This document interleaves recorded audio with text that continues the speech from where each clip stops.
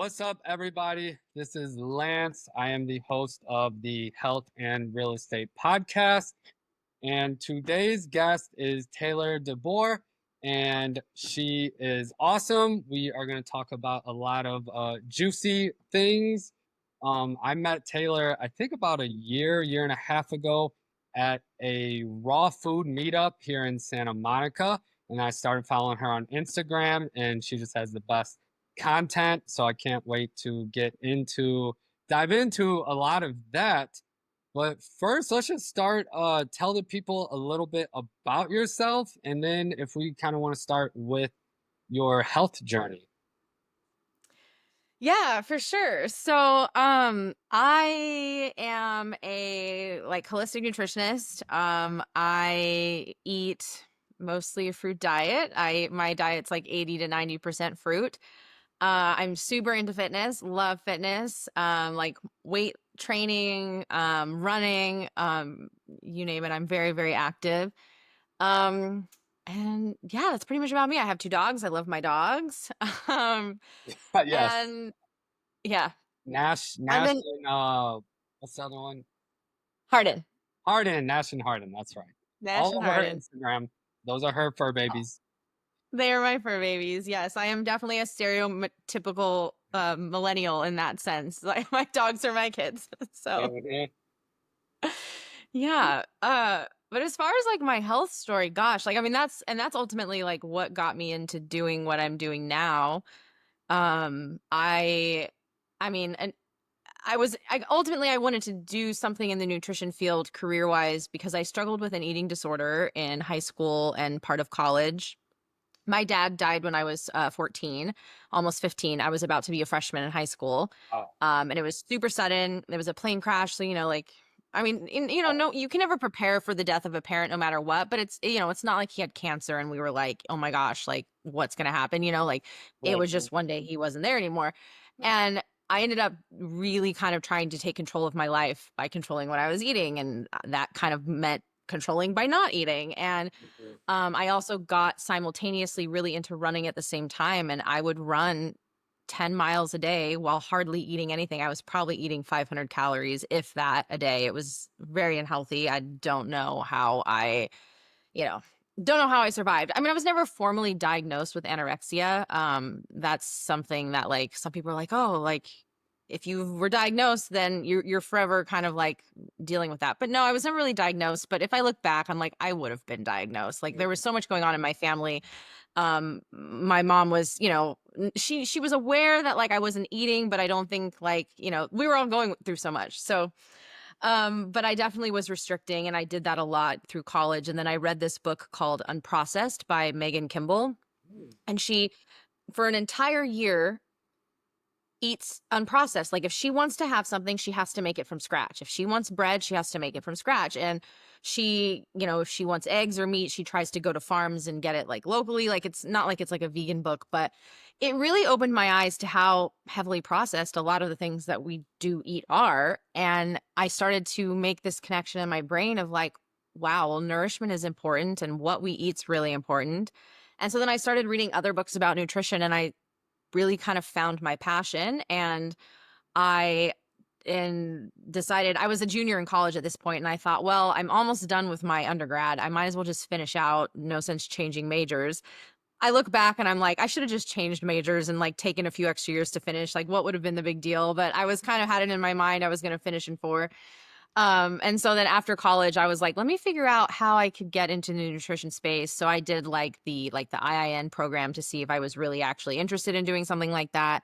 And then I found a master's program that I could do, and I was like, all right, this is definitely what I want to do. And like a month before I started my master's program, I was diagnosed with Lyme disease, and I had been sick for about a year at that point with my skin was covered in an awful rash, like my arms, my legs. I was exhausted. I was losing strength in the gym. I was taking like 2 3 hour naps every day. I could not get through the day. And I'm not really a napper, so that was really odd. And my body just felt super heavy. I was having like blood sugar issues. I was dealing with PCOS. Like I had candida overgrowth.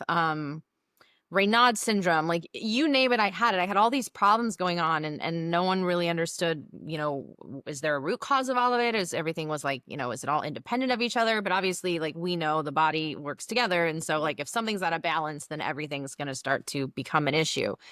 So yeah, I finally got diagnosed with Lyme, and then I decided to see a naturopath physician because I knew enough to where I was like, I want to try to do this a little bit naturally if I can. I didn't know enough to really like advocate for myself yet at the time. And so when she tested because she wanted to do her own labs, I had already gotten a positive diagnosis, but she was like, well, let's just do a full panel because there's different co-infections that you can get with Lyme. Mhm. So she did that. I had all the co-infections. So she was like, well, if there's any doubt that you have Lyme, get that out of your head because you definitely have Lyme. And I was like, okay. And I don't know if she was intimidated by the fact that I had all the co-infections or what, but she was pretty insistent that I did antibiotics. And we did other like holistic stuff in addition, like vitamin C IVs. We did a lot of glutathione IVs to support my liver while being on antibiotics and being on an antifungal medication at the same time. And we were kind of alternating. I would do 2 weeks of an antibiotic, a week of antifungal, 2 weeks antibiotic. And we did that for like 10 to 14 months. Just, I mean, like anyone who knows anything about antibiotics is already like, what? It's This is crazy. all before you started your master's program, or like during while you were doing it? During. So I was diagnosed right before I Oh, started. And then I started probably my taking all the medication and the Lyme treatment like during the first semester of the program. And so after the 10 to 14 months, at that point, I felt like I knew enough to where I could figure this out by myself. And she was closely monitoring all my levels. So I was doing labs like every month to see where I was at, and nothing was getting better. Like every month it was like worse and worse. And so I'm super discouraged because I'm like, we're not getting any positive results. And so, and meanwhile, like even my candida levels were getting higher and higher, which candida certainly goes higher if the body's in dysbiosis. Like that's just going to happen. And I remember her telling me, like, well, are you eating any fruit? Because I don't know why it keeps going high. And I'm like, the only fruit that I'm eating is 1 apple a day. That's it. mhm. She's like, well, that might just be too much for your body. Maybe stop eating that apple. So I stopped eating the apple. Next time I did my labs, they were even worse. She's like, are you sure you're not eating sugar? I'm like, I am literally keto at this point. Like I'm eating no carbs. So yeah, finally I said, I'm going to just take a break. And I stopped everything and I decided to, I wouldn't say I was like super high fruit at first, but I definitely was like pretty fruit heavy. And I started really just taking my own herbs, doing my own protocol, and lowering my fat intake. And within 6 months, I felt like a whole new person. My skin took longer to kind of heal and recover, but I at least felt like myself again within 6 months, which is crazy because with the 10 to 14 months of antibiotics, I was like way worse off. So Definitely, that's amazing. And then where did you start to learn about like the high fruit diet and all that? Did you kind of learn that in you had a master's in nutrition? So the master's is in health coaching and applied nutrition. And so we were taught different approaches to nutrition. There was some on fruit.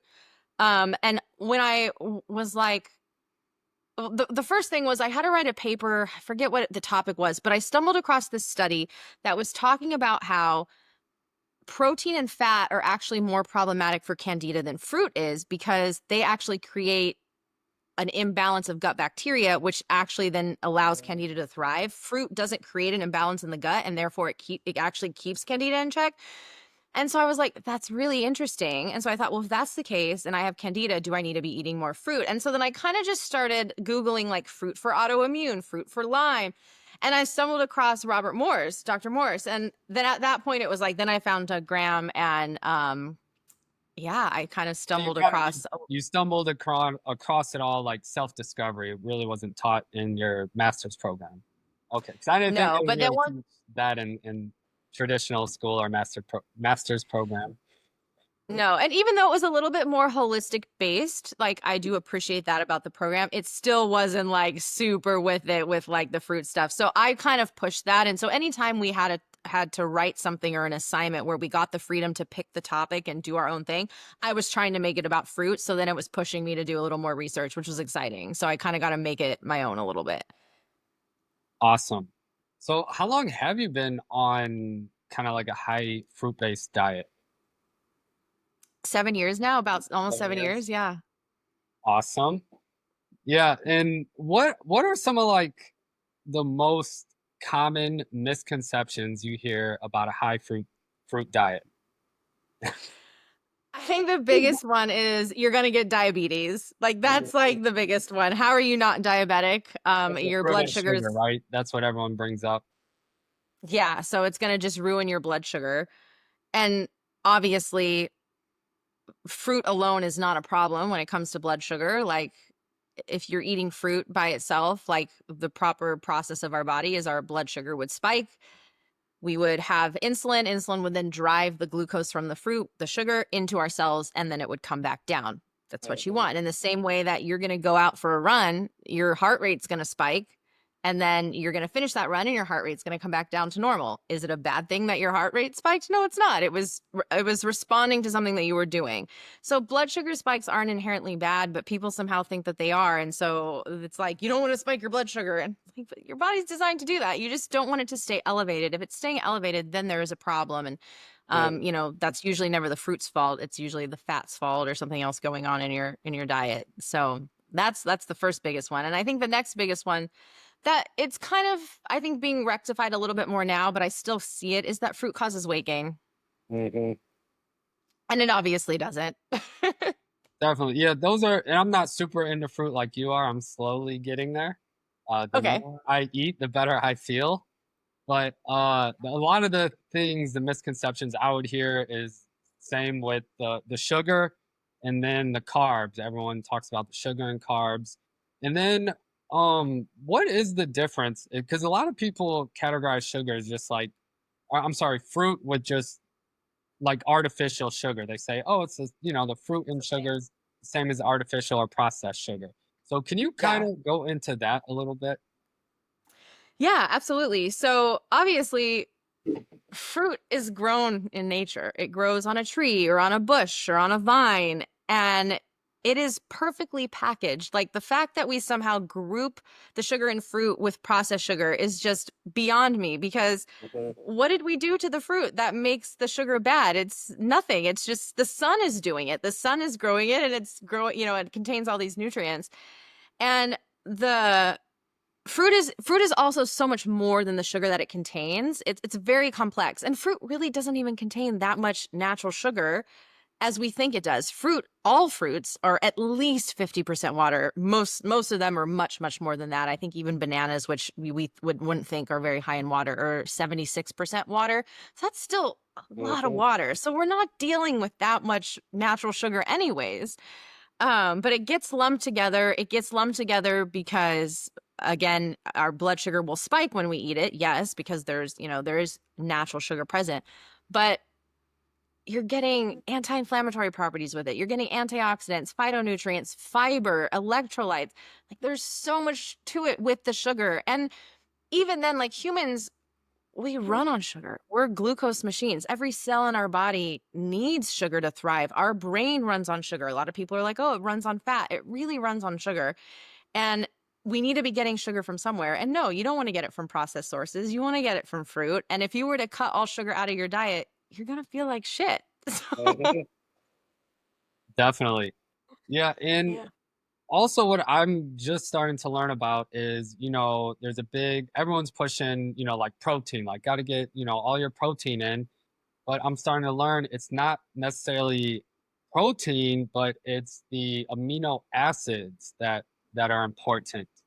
And I know Absolutely. fruit has a lot of amino acids, so can you kind of educate us about that a little bit? Yeah, absolutely. So the reason why our bodies need protein is because they need the amino acids. Amino acids are the building blocks for protein. And Mhm. so when we consume protein, if you're going to consume like an overt protein source, say you're going to have like a steak or, even like if you're going to have I don't know, soy or something that's like a plant-based high protein source. Your body's going to then break that protein down to access the amino acids in it. It's like, okay, just get all this fluff off to the side, give me the amino acids. By eating like fruits and even vegetables, you're kind of cutting out the middleman. You're consuming protein in a more simple form, which is the amino acid chains, and your body can then just take those amino acid chains and do what it needs to do right away. You're just basically making it a little easier for your body. And we, as you probably know, protein deficiency just, it's not a thing. It's not a thing. Like, it's a thing in third world countries where there really is like issues with malnutrition and starvation, but there's no protein deficiency in the Western world. There's just not. And Not even if if someone you're has, vegan. yeah, exactly. Not even if you're vegan. And if you are protein deficient, it's probably because you're not eating enough as a whole. Your body's not being nourished. And if you're protein deficient, you're probably deficient in other things as well, not just protein. You're, other vitamins, and probably deficient in fiber as well. So amino acids are just you're going straight to the source essentially when it comes to protein. And you can get plenty of them in fruits. Obviously, like calorie density wise, yeah, you're going to need to eat a lot more fruit than you would if you're going to eat like a steak. But is that really so bad? Like, is fruit that boring to consume? Not really. Like, yeah, tell me to eat a whole bowl of cherries. I'll do it. That's so much fun and enjoyable. Mhm. So, yeah, people tend always, I mean, I'm sure you get it too being vegan. Like, where's your protein? Where's your protein? And it's All like, the oh my time. gosh, it's just the amino acids. It's all you need to worry about. And there's even some early research that's pointing to that if you have a pretty diverse microbiome, so like you have a good variety of beneficial bacteria residing in your gut, that the body can actually make essential amino acid chains if it needs to using the bacteria in our gut. Which obviously our essential amino acids are typically the ones that we've thought that we can only get through diet. Like our body doesn't make those. Our body can make non-essential amino acids, but we've typically thought that you can't make the essential ones. But there is some evidence showing that our body can do that too with a strong enough gut microbiome, which that doesn't really, it's fascinating. It doesn't really surprise me because the body is so cool and it's so smart. And it's like, we don't trust our bodies enough to do what they need to do for us. And so we have all these doubts and we're trying to like manipulate things when really it's like, if you just nourish your body with like good quality living food, your body will Mhm. take care of the rest. Like, that's all that you need to do. Yes, I am definitely getting on a fruit kick. I am eating more and I more. love it. Up until maybe 3 years ago, I barely ate any fruit. Probably like twice a week, I would eat fruit. But Oh my God. I went to like a vegan eco village in Belize for a few months. And when I was in Belize, a lot of people there were eating fruit. They're like most of them were raw. So I started Okay. eating more fruit naturally just being around them. But the fruit in Belize was like so much better than the fruit here in the US. And I then would when I was imagine. introduced to like organic fruit and it was grown in, high quality soil. And Oh, then amazing. I was just eating that every day. And even before that, I couldn't comprehend eating just a whole thing of fruit as like a whole meal. Like I would have never Meal. imagined fruit as being a whole meal, but now I love it. I'll do that for lunch or a smoothie. Amazing. But when I was in Belize for a few months and then when I came back to the States, I was like, yeah, I can't wait to get some fruit. And I got some, and I came back home to St. Louis, Missouri. So I went Oh, okay. home and I started eating some watermelon and I like spit it out. Like it tasted so artificial. Like I swear I Yeah. could taste the chemicals. So that's kind of Yeah. another thing I want to touch on is Okay. like organic versus non-organic. Do you have a opinion on that? Yes. So obviously, you do want to buy organic as much as you possibly can. I mean, there is plenty of evidence that shows when you are eating organic produce, you are consuming like 70% less glyphosate than if you're eating Mhm. conventional produce. Obviously, organic's not perfect because is that field of organic watermelons grown in a field that was always an organic field? Probably not. That field probably was once sprayed with glyphosate, so it is in the soil.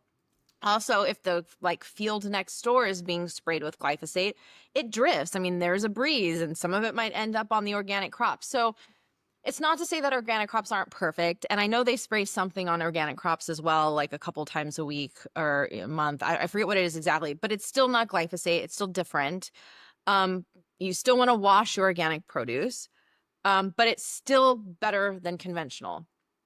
Um, there are certain things that you could get conventional that aren't as big of a deal, and melons are one of them. They typically carry very low glyphosate residue. So, and you're also not eating the skin either when you're buying melons. You're cutting it and you're eating the center.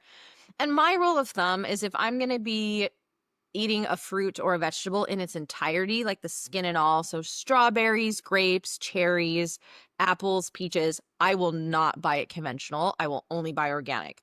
Maybe under some extenuating circumstances, I might get conventional. If I do, though, I then wash it in baking soda and a little bit of apple cider vinegar. And that has proven to reduce the glyphosate on the fruit by like 76%, something like that. Mhm. It's also in the 70s. Um, but I still try to stick to organic whenever I possibly can. But yeah, like with melons and avocados and bananas, that's less of an issue. I'm not as concerned about those ones. Definitely. I think there's something, and I'm the same way. I try to lean mostly organic, but um, every now and then I'll have some non-organic, and I don't worry or stress about it. But I know there's a dirty dozen and like a clean What? 15 or a clean something. I know, like you said, Yes. melons and avocados and bananas are some of the more foods that it's not as bad if it's not organic. Which those Yeah, are some of my exactly. favorites. I was like, "Ooh, perfect, Oh, there you go. That's great. But yeah, that's a great list. That's a great reference list is the Dirty Dozen and the Clean 15. Yeah. awesome." So you are highly raw. What or highly raw or highly fruit based? I mean both. Like I eat fruit until dinner every day. So like I'm raw every single day up until dinner and then dinners is where it varies. But usually this time of year in the summer, I'm even probably like 80 to 90% raw. Like most of my dinners are raw because it starts to get warm and I'm like, I don't even really Mhm. want cooked food. It doesn't sound good. So yeah, then I'm usually just eating raw all day. Awesome. How would you describe a raw diet in your words?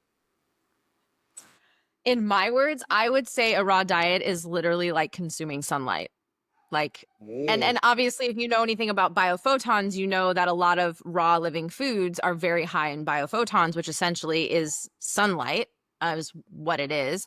And when you eat a raw diet, you're eating so much light that you feel lighter and you are also radiating light. And that's something that I never would have believed it if someone told me. So I'm sure people are listening and rolling their eyes and being like, oh, this girl.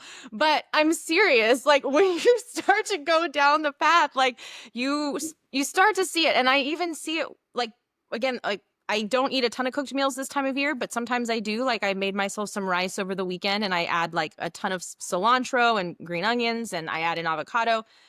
And I just feel different after a meal like that when I literally was on vacation for 7 days. I didn't eat a single cooked thing the whole time I was there. And then I come home and I'm like, oh, I guess rice sounds good. And I was like, ooh, no. I mean, it tasted great, but like I feel like I was just Yeah, vibrating so brightly and I dimmed it a little. And that doesn't mean like don't ever eat cooked food or be afraid of cooked food. I'm just saying like it's definitely a feeling that I've noticed. And when I started changing my diet, I didn't seek out to be vegan or seek out to be fruitarian or even raw vegan. It was just like every step that I took that made me feel better brought me to that direction. Like that wasn't my goal. I just kind of ended up here because that's what my body was called to feel better. And now that I'm here, I'm like, it makes sense. Like it makes a lot of sense.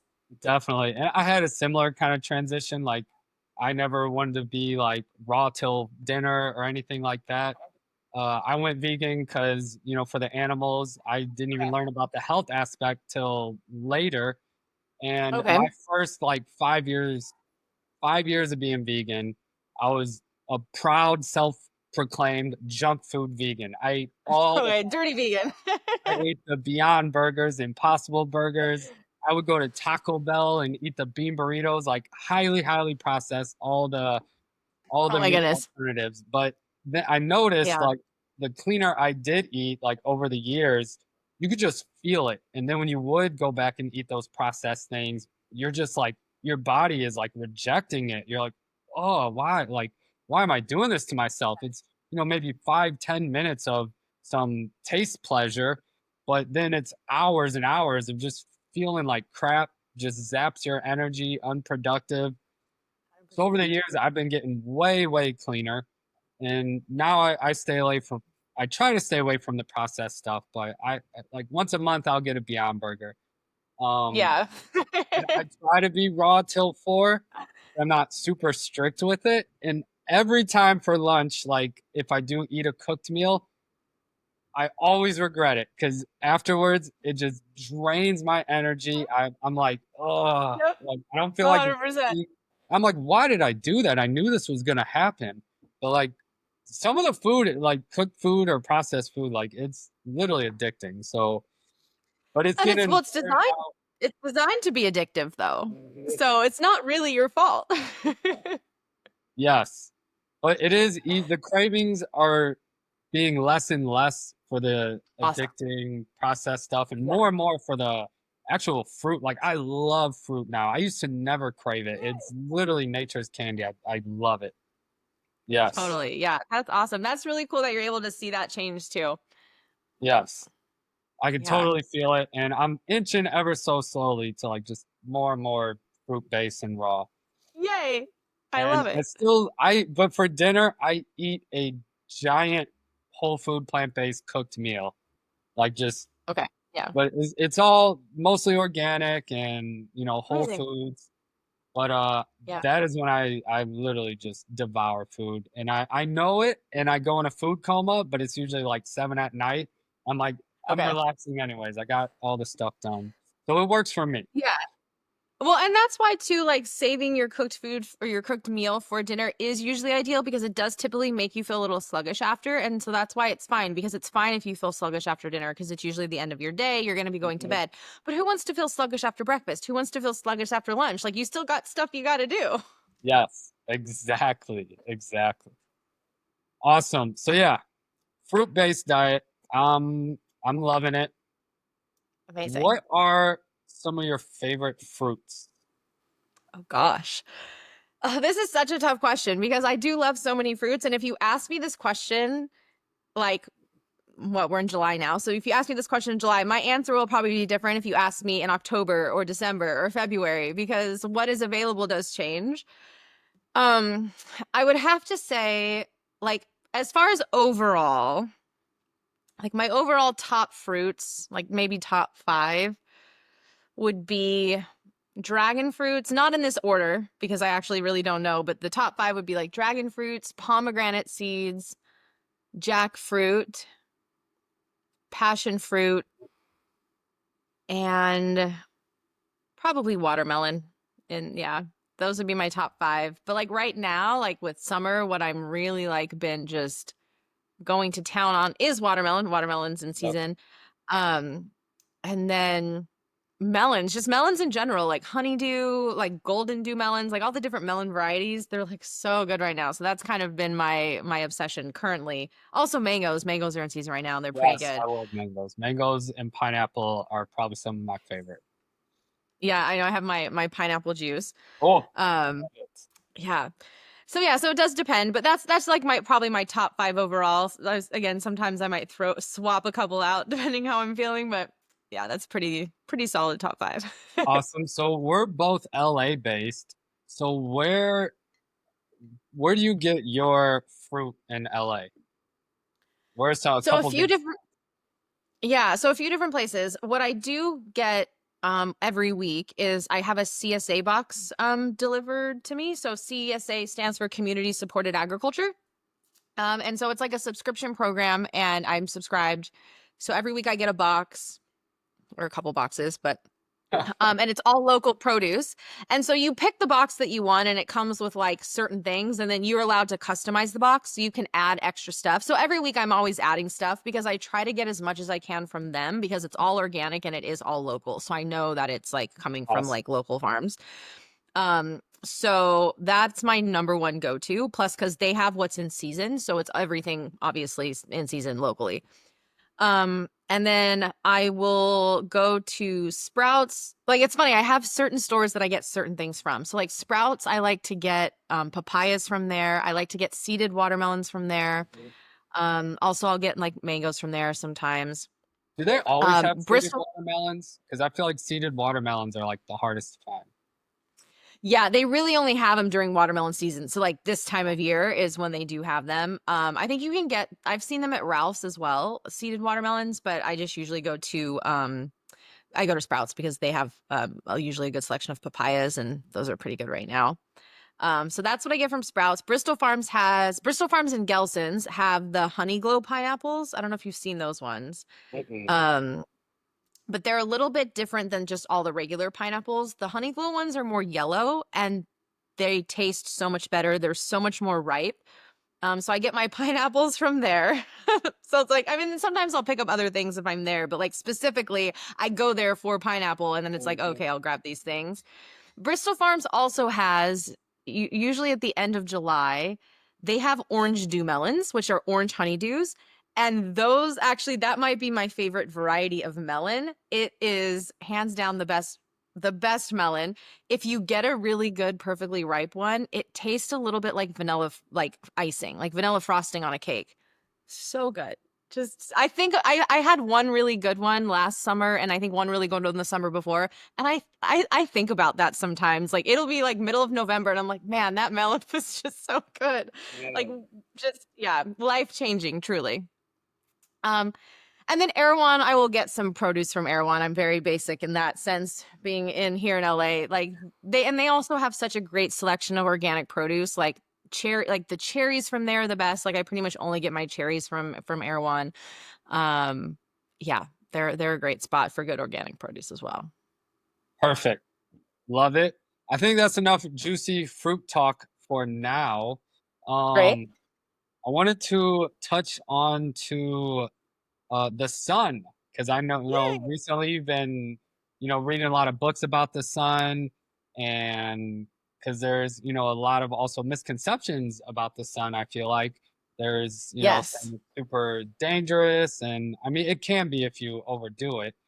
What I would love to hear what you've been learning about the sun recently and the books and all that.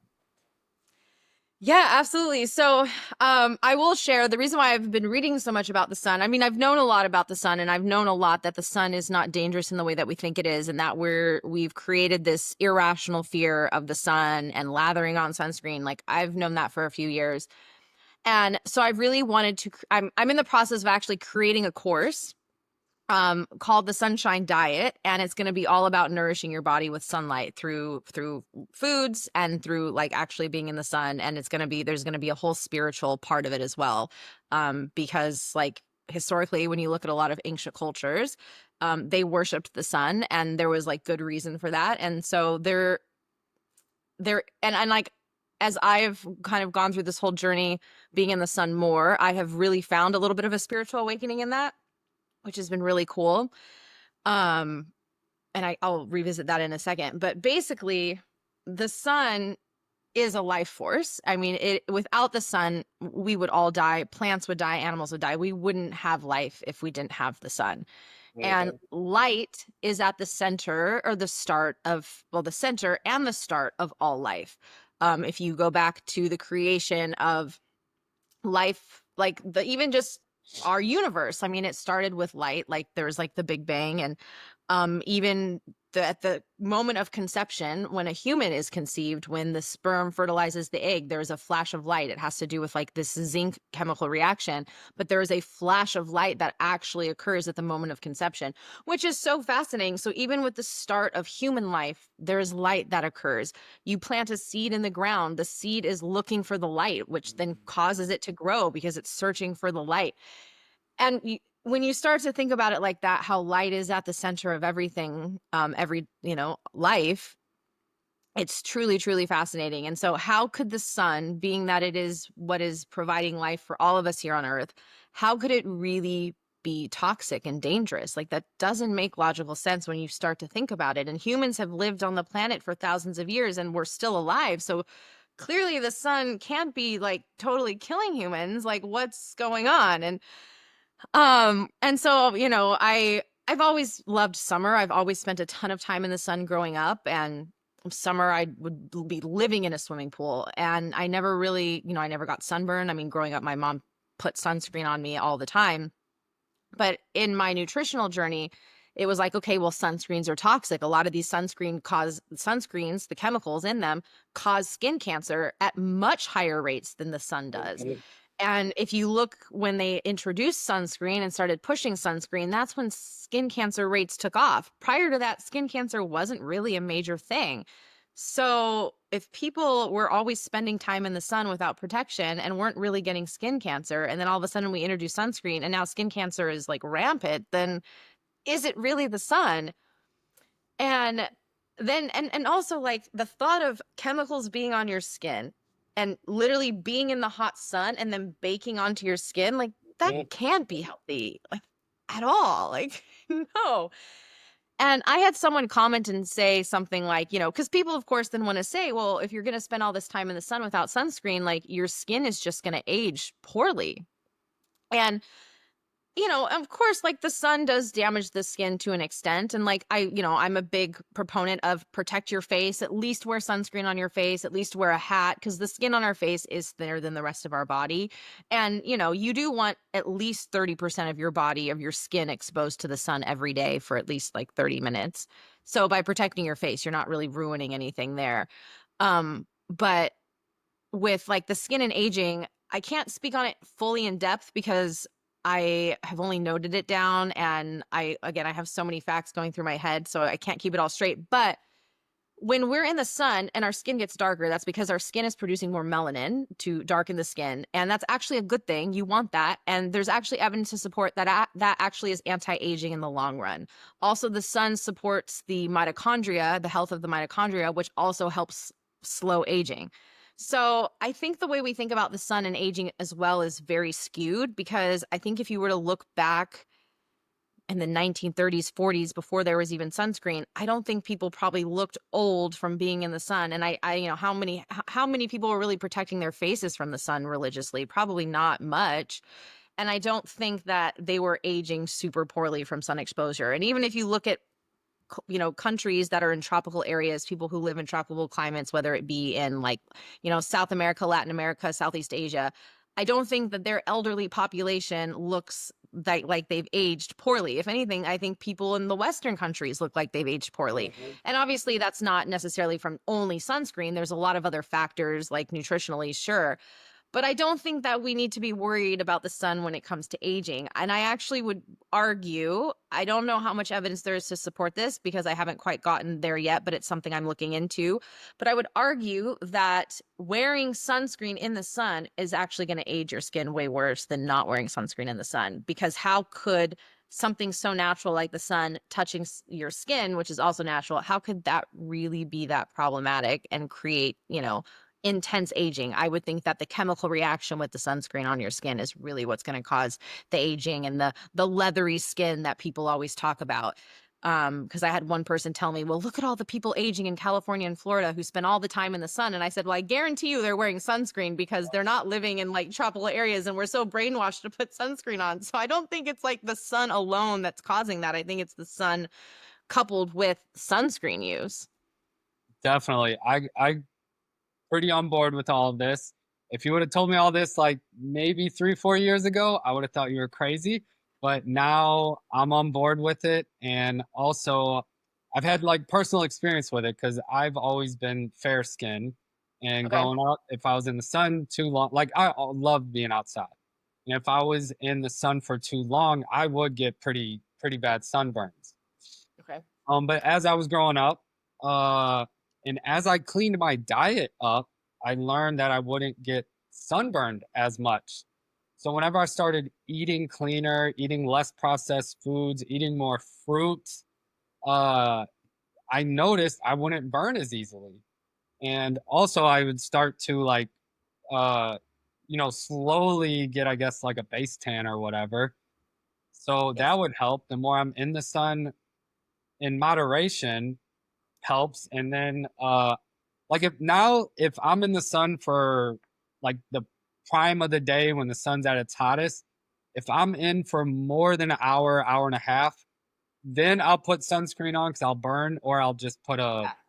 a long sleeve on and a hat. Yeah. So I Yeah. kind of learned my limit. But before, I couldn't be in the sun for more than 20 minutes without sunburning.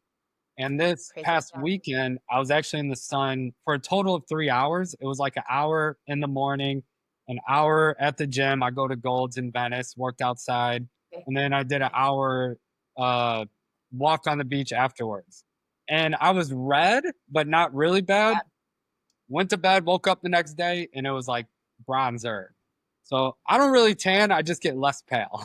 But That's great. yeah, And yeah, obviously everyone has different complexions. Like yeah, I have Italian. I'm part Italian. So I do tan very easily.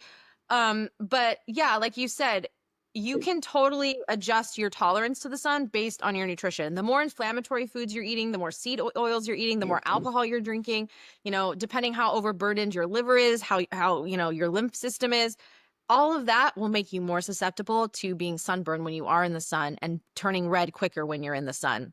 So if that's mhm, happening to you, then you need to clean up something in your diet, because really humans are becoming less tolerant to the sun, and it's not the sun's fault. It's our own fault. We're doing it to ourselves. The sun has not changed since it has existed. Humans have changed because we're changing what we're putting into our yeah, bodies.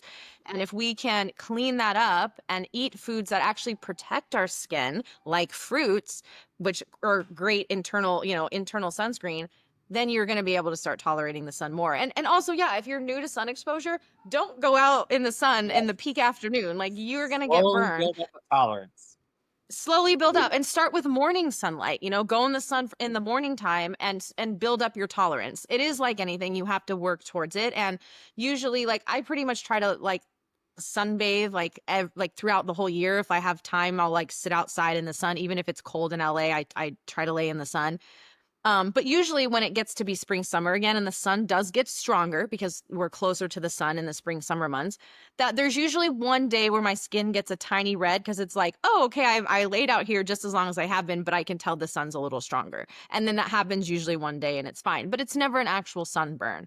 Mhm. I do think it's important to note though that, like, just being in the sun doesn't cause skin cancer, but sunburn is what causes skin cancer, because it's the actual burning of the skin. Just because you get sunburn, though, doesn't guarantee you're going to get skin cancer. It's just the more you get burned, that's going to be problematic. So just don't let yourself get burned. And you got to know your body. You got to know your limits with the sun, and you got to build up to it. And if you're someone who would love to spend more time in the sun, then yeah, start to look at your diet. And like, a lot of times, think about people who go on vacation and they spend time in the sun. You're drinking cocktails in the sun, so of course you're going to get sunburned. You're sitting there chugging toxins and expecting your body to be fine in the sun. Like, it's not a I think good combination. most of the time when they do that on a vacation, they're not building up a tolerance to the sun. They're usually at home in the office, and then they go to a tropical climate and just, lay it all out there in the 100%. sun. Yeah, you're going 0 to 100, so of course your body can't tolerate it. Yeah. Definitely.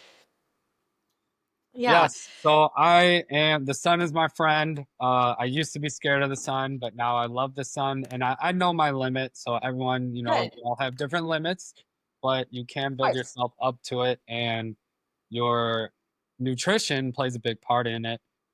So, Absolutely. um, talked about the sun, talked about the fruit. I kind of want to go back into the Lyme's disease. Yeah, How you had absolutely. that in. What did you do yourself to like kind of help like reverse it or keep it at bay? Because you can't technically say you like cured it, can you? Or No, so it's technically in remission, because I'll always be a carrier for Lyme now. Mhm. Yeah. So Yeah. tell me about that because I have been diagnosed with it. My mom Okay. has it, and Okay. I haven't had any symptoms though. But I tested for it, tested positive for it. But my mom got it maybe 15, 20 years ago, back, I Okay. guess, when it was doctors, I guess, didn't know much about it because Okay. I'm from St. Louis, Missouri, and there's a lot of ticks there. And she literally had a tick behind her knee, like behind her Oh my kneecap. god. And it was there for like a day before she noticed it. And she, Crazy. picked it off afterwards and didn't really think anything of it. Wasn't too familiar with Lyme's disease. But then she started having symptoms, so she went to the ER, the doctor, and she told the doctor, I had a tick right here, showed her the mark. There's, I think they call it the Bullseye bullseye or ring. whatever. Yeah. And the doctor basically said, Lyme's disease isn't real, it doesn't exist. You're just stressed out. Here's some anti-anxiety medication. That's what they told her. And she's like, no, like I had a tick on me. Wasn't stressed out, but you're stressing me out. And Ah, uh, so they basically did nothing. But she eventually saw a Lyme's disease or tick specialist, and she has it okay. in remission now. Oh, But great. I feel like back then it really wasn't. Even still today, it's kind of a lot of people don't really believe in it, or a lot of traditional doctors or medicine. So if you could share more on your experience and how you helped get it in remission. Absolutely, yeah. And yeah, it's true. A lot of it's also like really overlooked. So I remember before I was diagnosed, everyone was just like, "Taylor, you're probably just stressed. Are you depressed? Maybe you're just depressed." And then That's you what they get told my pissed because you're mom. like, "Yeah, you're like, I'm not crazy. Like I know what I feel like. Like don't tell me that." Medical gaslighting. 100%, 100%. So one thing that's also important to note is yes, ticks do cause Lyme disease, and if you get bit by a tick, you might have Lyme disease. If you get bit by a tick, it doesn't guarantee you're going to get Lyme, but there's a good chance. Mhm. Um, Tick bites only account for about 0.5% of all Lyme disease cases. It's actually pretty low. Bee stings and spider bites can also trigger Lyme in the body. They don't necessarily carry Lyme, but they can trigger Lyme in the body. But what's interesting is, first off, Lyme disease is usually treated like a bacteria, which is why they give you antibiotics. But what's really funny to me is they really don't know much about Lyme disease. For 50 years, they were studying the wrong bacteria strain of Lyme disease. They only recently started studying something else about it. And so I'm like, yeah, I don't even think they know what they're doing when they're saying to treat it. But um it's like in my case, I had mono in high school, which is Epstein-Barr virus. And Epstein-Barr can pop up as Lyme disease later in life. And a lot of people who've had Lyme had Epstein-Barr or had mono at one point in their life, and then their Epstein-Barr flared, and then they had Lyme. That was the case for me. There's a golfer, I can't think of his name right now, but he was diagnosed with Lyme, and he had the same thing. He had Epstein-Barr and then had Lyme, and so that's quite common. And so Lyme really is a virus. It's not a bacteria. And so it's like, of course, you were studying the wrong bacteria strain because it's not a bacterial infection. Like, okay. And in some cases, yes, that's why Lyme's also tricky because it could be like, oh, I'm going to pop up here as a bacteria. I'm going to pop up here as a virus. And so you could treat it with antibiotics, but then it can get smart and then now be a virus. And then you really haven't actually treated it. And so, kind of doing like a two-prong approach, like being antibacterial and antiviral is really, really helpful. And so, like doing a lot of really great antibacterial, antiviral herbs are great. So like things like cat's claw, nettle leaf, lemon balm, all those are really great. Like I was on a ton of those herbs for a long time. And I still take them periodically, just I think for my own peace of mind. And I mean, granted, those herbs have other benefits for other things. So every now and then I'll take them. Um, and I did a lot of like raw honey and a lot of raw garlic at the time. And raw garlic is like is like nature's antibiotic. It's been shown to be just as effective, if not more effective, as penicillin. So I did a lot of raw garlic as well. And raw garlic is antiviral and antibacterial, so that's like a really great option because you can then kind of approach it with one thing. And then again, like I said, just lots of fruits. Like I really focused on harnessing my immune system because clearly my immune system was like weakened. And like I said, our bodies are really smart. They want us to be healthy. They want us to come back to a state of balance. It's just a matter of giving your body the tools it needs. And yeah, sometimes your body needs a little bit of armor to beef it up, which is where herbs and things like garlic come into play, right? You're kind of like giving yourself a little bit of a boost. But most of the time your body just needs the nutrients to do it, and really a lot of it's just hydration, and that's where like I am a huge proponent of drinking juices for different like chronic illness and symptoms, because you're just flooding your body with a high concentration of sunlight, yes, but a high concentration of vitamins and minerals and antioxidants. And it's like, this is two smallish pineapples are in here, and like it might be kind of hard to sit down and eat two pineapples, but maybe you're wanting all that nutrients for whatever symptoms you got going on, where it's easier to drink the juice of two pineapples. So I'm not against eating fruit. I eat tons of fruit, but I also think juice plays a huge role in healing from certain things because you're just giving your body so many nutrients, so many minerals, that it helps because your body needs higher concentrations of those when it's trying to heal from something. Definitely. I love that.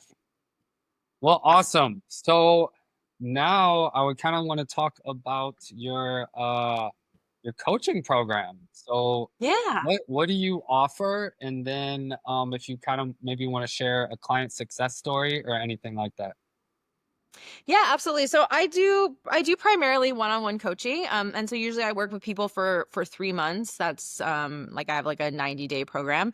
So that's typically what I do. Although, depending on the case, sometimes it takes longer than 3 months for you to start feeling better. Everyone's body's different. Mhm. Everyone's coming to me at a different compromised state. Some people have more toxins, some people have less. But that's usually like a good amount of time to start like seeing results. And like I have a private community online that's free. There's a $99 course in there if you're like wanting like an intro, but there's like so much resources in my private community. I'll be honest and say that I'm not consistent about posting in my private community. There's a lot of stuff housed there that's like already there for you to like play around with and have fun, but like I kind of come and go with how present I am in it. And like I was What like doing this series. Oh, go ahead. what platform is that? It's on school. School? Okay. Yeah. And the link is in my Instagram bio to join that. But I was doing a series on there every Friday called Taylor's Takes, where I was just sharing something personal from the week that I was like super into. It could have been a supplement, it could have been a nutrition thing. I haven't done that in a couple of months, but I need to get back to it. So that's something else that I offer. And then like I kind of mentioned earlier, which this is the first time that I've like publicly mentioned it, is I'm launching a course on August 1st called the Sunshine Diet, and it'll be all about nourishing your body with sunlight and why that's important. And what I love about what I'm doing with this course is you don't have to be vegan to do the course and to benefit from the course. Like it's literally for anyone who, just any human being who wants to figure out a way to like feel like you want to radiate more light or attract more light in your life. So that's Yeah, if something you that's want to coming. tell a little more about that, if you want to give the people a little teaser, because this will probably be launching early August, so right around the time Oh, so right this around the course time it's is coming coming. out. Yeah. Yeah. Yeah. So it's funny, the name for the course, I have this t-shirt that I bought in college. I've had it for 10 years. The shirt says Sunshine Diet on it, and I'm like, wait a minute, like that is so great. Like that's essentially the diet that I follow. Like I follow a sunshine diet, and I'm like, oh my gosh, I need to make this a course.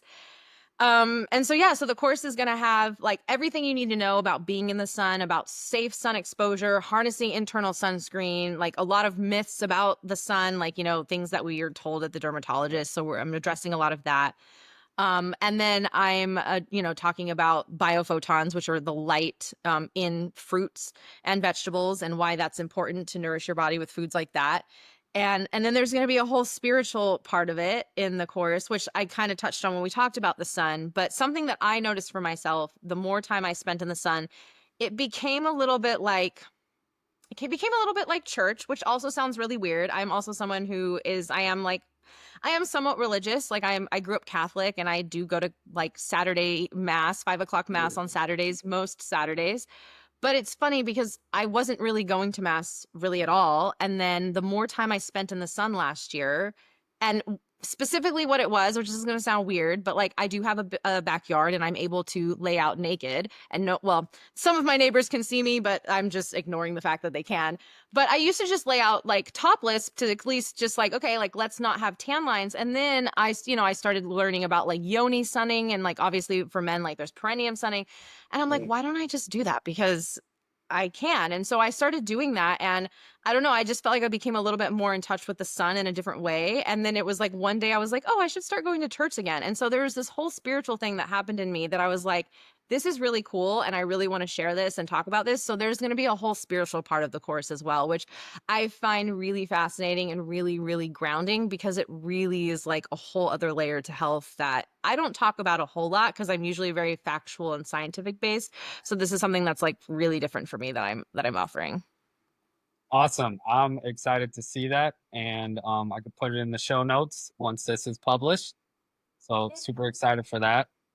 One more thing I wanted to touch on is, if I remember correctly, you don't drink alcohol, correct? Mhm.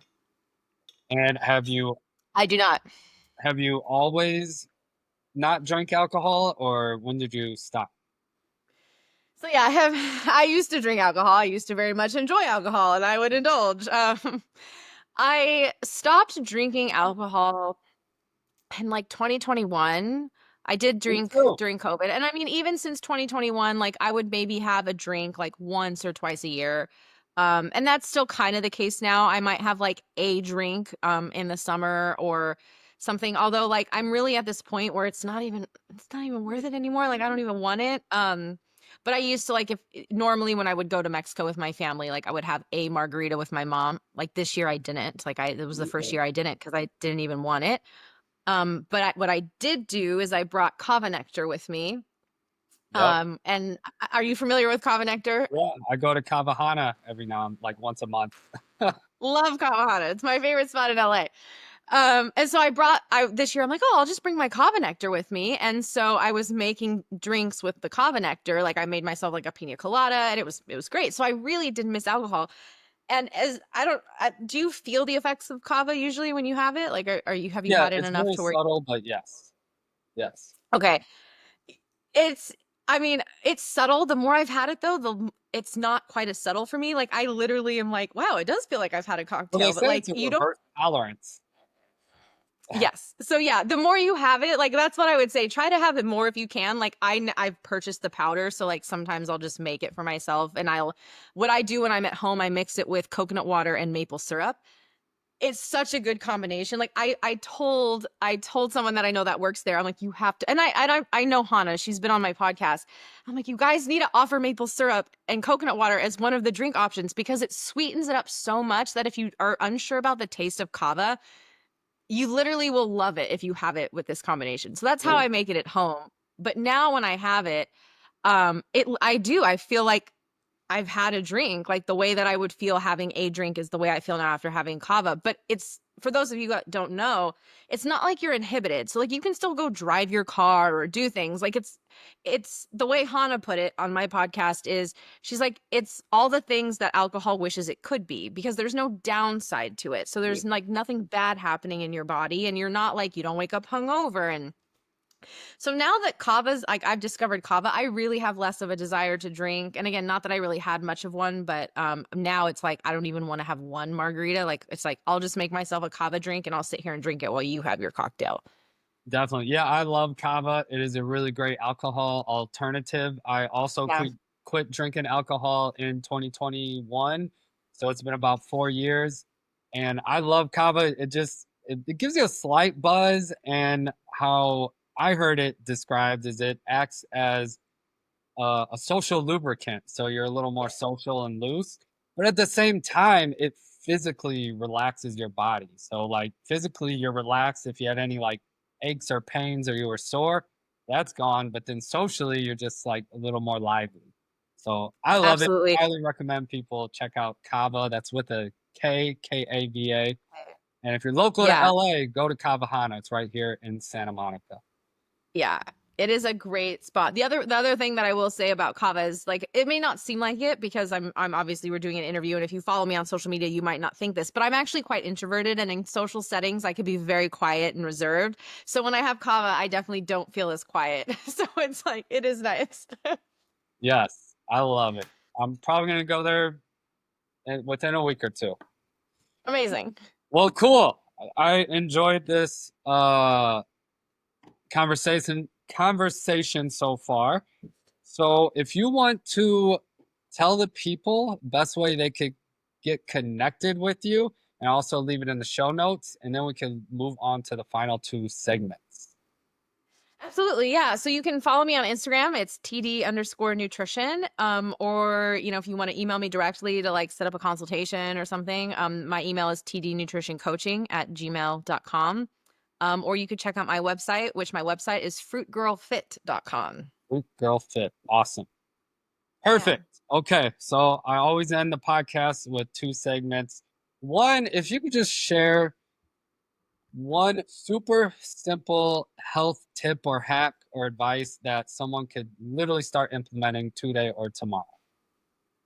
Have fruit for breakfast. Fruit for Start your day with breakfast. fruit. Yep. Yes. I could attest Yeah. to that. Perfect. Eat more Yeah. fruit, people. Yeah. It's so easy. All right. Now this is my favorite portion, the joke off. I love corny dad jokes. Uh, Amazing. the cornier, the better for me. The worse, the funnier. So I will let you go first. Okay. What do you call two bananas on the floor? Uh, Flippers? I don't know. Yeah, you got it. Slippers. Flippers? Okay, awesome, awesome. Two bananas on the floor. Flippers. There you go. Good job. Good job. Awesome. So I just looked up this one shortly before our episode. I wanted to get a fruit based joke, dad joke. Okay. So what is a vampire's favorite fruit? Blood oranges. That's a good one, but that's not the one I saw. But that is a good one. Oh yeah, that would work. A vampire's favorite fruit is a nectarine. That's good. That's really good. That's better than blood orange for sure. Yeah. That still worked. That still worked. Yeah, it works. Awesome. Well, this was a blast, and I'll put all your info in the show notes. So Thank you. thank you, everybody, and that's a wrap. Thanks for having me.